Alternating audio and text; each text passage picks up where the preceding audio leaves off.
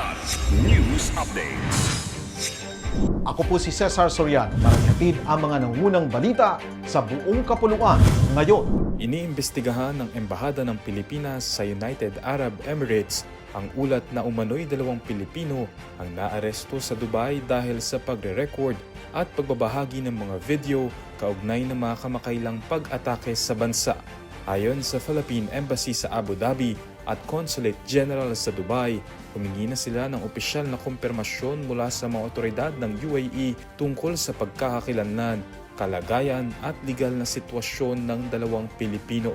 Pinaalalahanan din ng mga Pilipino sa UAE na maging maingat sa paggamit ng internet at iwasan ang pagbabahagi ng hindi beripikadong impormasyon o video tungkol sa mga isyu sa seguridad na maaaring magresulta sa pagkakakulong at mabigat na multa.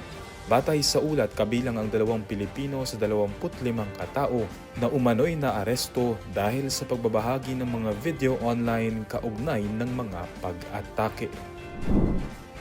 3 ang nasawi at 2 ang malubhang nasugatan matapos araruhin ng isang kotse ang ilang tao sa bangketa sa barangay San Isidro, Angono, Rizal, pasado 1:00 ng hapon noong Linggo, Marso 15. Ayon sa ulat, nawalan umano ng preno ang kotse at bumulusok pababa ng kalsada bago dumiretso sa sidewalk at mabangga ang isang motorsiklo. Dead on the spot ang 69 anyos na babaeng namamalimos, habang dead on arrival sa ospital ang 15 anyos na lalaki at 26 anyos na babaeng angkas ng motorsiklo. Patuloy namang ginagamot ang 13 anyos na lalaki at 23 anyos na rider na kapwa malubhang nasugata.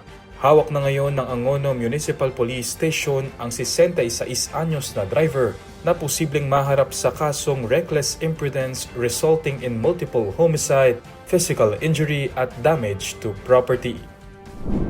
Isinara ng Bureau of Internal Revenue o BIR ang isang online selling operation sa Cebu City matapos matuklasan ng mga otoridad ang mahigit 211 million pesos na hindi idineklarang benta.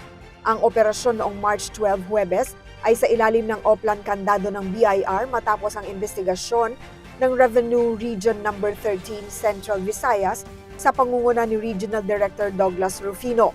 Nagsimula ang kaso matapos makatanggap ng impormasyon ng BIR National Bureau of Investigation Central Visayas tungkol sa isang online seller na nagbebenta umano ng luxury items sa pamamagitan ng Facebook Live ng walang rehistro at hindi nag-i-issue ng opisyal na resibo. Batay sa nasuring records, lumagpas sa 211 million pesos ang gross sales ng operasyon na may tinatayang tax liability na 40.4 million pesos. Inihahanda na ng BIR ang kasong tax evasion laban sa responsable. Ako po si Cesar Soriano, kasama nyo sa bawat pagputok ng balita.